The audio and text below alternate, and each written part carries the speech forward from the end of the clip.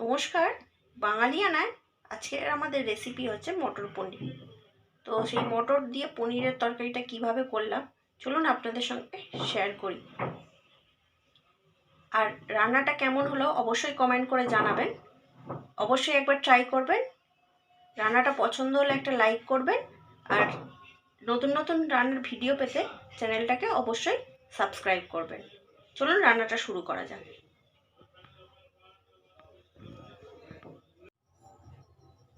কড়ায় তেল দিয়ে দিয়েছি, তেলটা গরম হয়ে গেছে। আমি প্রথমে পনিরগুলো একটু ভেজে নেব।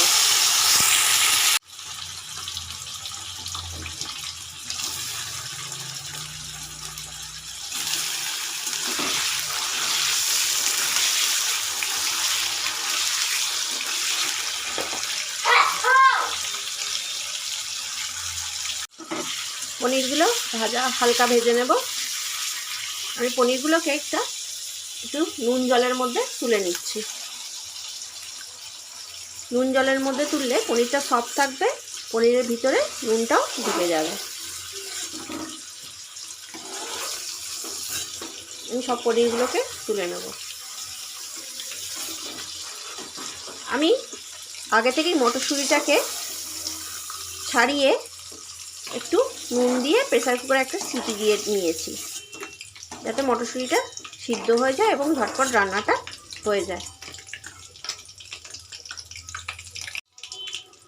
পনির ভাজার তেলেই দিয়ে দেবো একটু জিরে ফোড়ন, গোটা জিরে ফোড়ন দিয়ে দেব।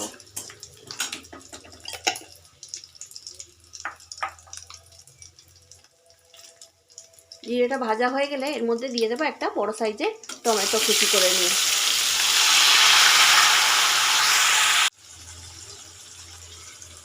টমেটোটা যাতে তাড়াতাড়ি গলে যায় তার মধ্যে এই জন্য অল্প নুন দিয়ে দেব। মটরশুঁটিটা নুন দিয়ে সিদ্ধ করেছি, পনিরটাও নুন জলে তুলেছি, সেই জন্য অল্প করে নুন দিলাম। দিয়ে টমেটোটাকে ভালো করে গলিয়ে নেব।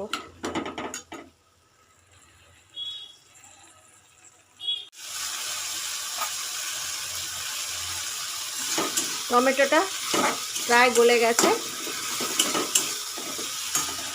এর মধ্যে আমি দিয়ে দেব আদা, কাঁচা লঙ্কা আর জিরে বাটা।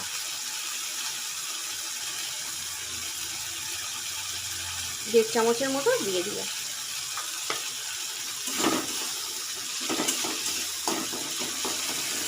দিয়ে ভালো করে মশলাটাকে কষিয়ে নেব।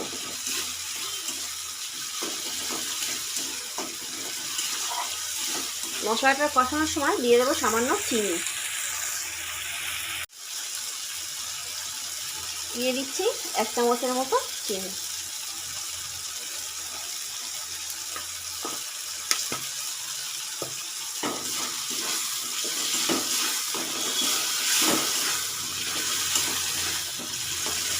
তেল না ছাড়া পর্যন্ত ভালো করে কষিয়ে নেব।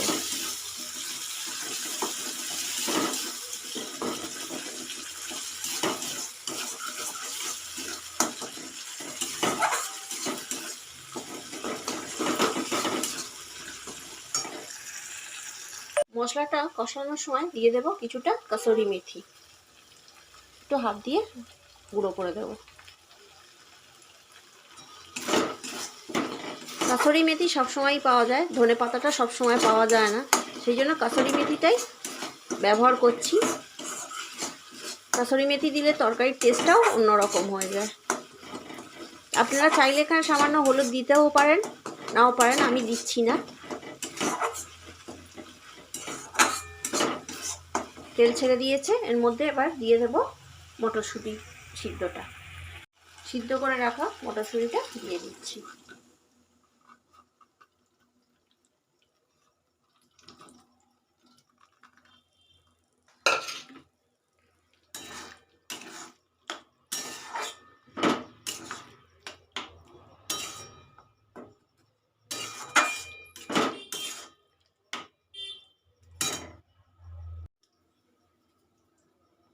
মটরশুঁটিটা যেহেতু সিদ্ধ করা, বেশিক্ষণ সিদ্ধ হতে লাগবে না, অলরেডি সিদ্ধ করা আছে, জন্য একটু ফুটে উঠলে এর মধ্যে দিয়ে দেব পনিরটা।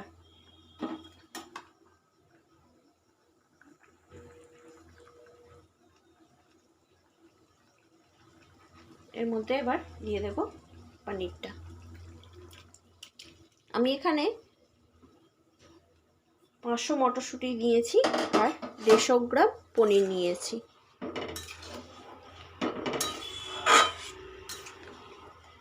একটু ফুটতে দেব।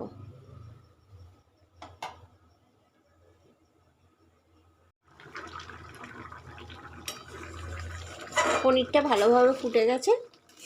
এই অবস্থায় আমি বন্ধ করে কিছুক্ষণ স্ট্যান্ডিং টাইম দেব। এই অবস্থায় বন্ধ করে দেব, দিয়ে একটুখানি রেখে দেব। তারপর গরম গরম রুটি, পরোটা, লুচি যেটার সঙ্গে ভালো লাগবে সেটার সঙ্গে সার্ভ করতে পারবো।